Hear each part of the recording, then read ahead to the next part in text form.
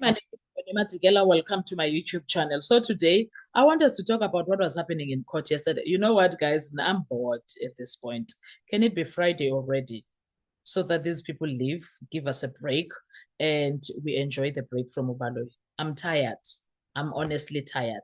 Guys, yesterday was nothing short of storytelling from Ubaloyi.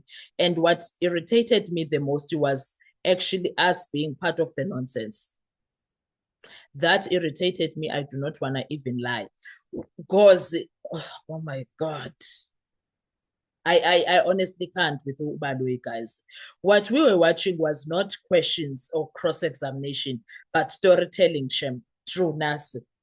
Nasi. That was storytelling. It was not even investigations. It was not even I don't know what to call it, maybe reconstruction or construction. I don't know what he is doing there because yesterday, what he was doing inside that courtroom, wow, I thought the other days were worse. Yabona yesterday was, whoo, son. Ubaloyi stopped asking questions from Untanzi and started writing a script from what Ntanzi says every day. Through him, he's been busy writing a script of what to ask next. How is that even allowed by Ujadrata? I'm so irritated, guys. And at the center of yesterday's storytelling, was the trip to Rustenburg. It was the trip to Rustenburg, and this was not him even in that situation questioning Untans or cross-examining Untans. No, it wasn't. Um, listen carefully to the type of questions that Ubaloyi is supposedly asking Untans. Do you really think do you really think you guys traveling there, you guys were just going to stand out, including the judge, including the judge. Judge Rotana asked, but do you really think that of police officials, senior police officials, will drive all the way to Rustenburg for nothing?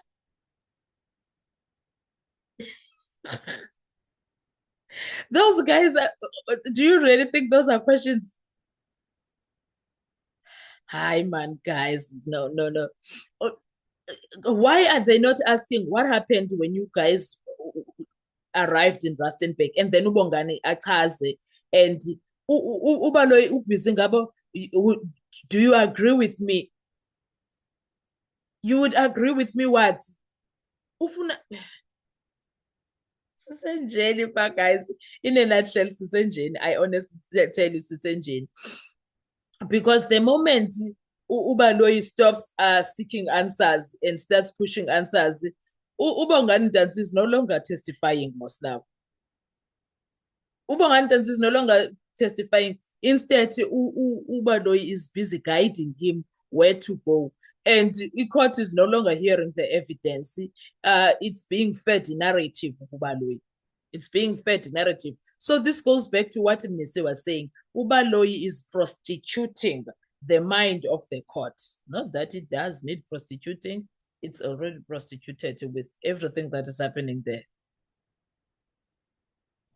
Oh, it goes back to what Mnisi was saying. Do you understand? Because right now, oh, okay. So the Rustenburg trip was it investigation or another script written to fit the narrative? Let's talk about that because we are told multiple people traveled all the way to Rustenburg for a purpose that must be obvious. I don't know how because Undanzi didn't know. Uh, in fact, it was obvious to an extent for me because it needed to support the bigger story, which is the so-called narrative that the investigation team has brought to the court. But there is a problem there because that purpose is not proven at all. What was that all about? They can't prove it. They are busy suggesting it, but they can't prove it. And when something is suggested instead of being proven, it becomes very dangerous. Because now we must ask ourselves questions. Did they go there to investigate or did they go there to create a trade? They were trying to create something, Jay, and suddenly abafuna usinika ama-AVL records. And then they talk about search warrants. Search, no, not warrants. They talk about searching Tanzi's room. That narrative appears. And then they talk about ammunition. That narrative is also appearing and is being mentioned. But when they say prove all of that, everything starts aligning a little too perfect, not discovered, but assembled by these people. They are annoying. They are annoying because when Tanzi comes back and say, the keys, when we go back there, when we went back there, the keys were not with me. The keys were with Ulebu, whom I left inside when I got arrested on the 16th. So how are you guys going to get in? So the logic, how, who opened the house for you because you left me in the car? How did you gain access? Was there consent in that whole situation that you were doing? Because if there was no key, as Ntanzi says, and there was no lawful entry, then everything found becomes questionable. Just like the Rustenburg court decided, they decided at my case, the case was dismissed. Iqoshiwe court. And all of that thing of being isn't abati they got them are questionable. It's not a small issue. It's a foundation of admissibility of it all. And that foundation collapses because Ihlabane court, when that evidence was not there of the accusation, they said, asidlali la, take this thing and get out of here.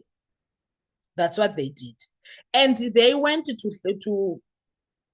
Rustenburg to go and fetch a hoodie 6 years later. Does that even make sense? They are telling us they went to search for a hoodie 6 years later. Into ebeyinxiba ngo-2020, so if this ebeyinxiba ngo-2020 besuppose uba ngo-2020.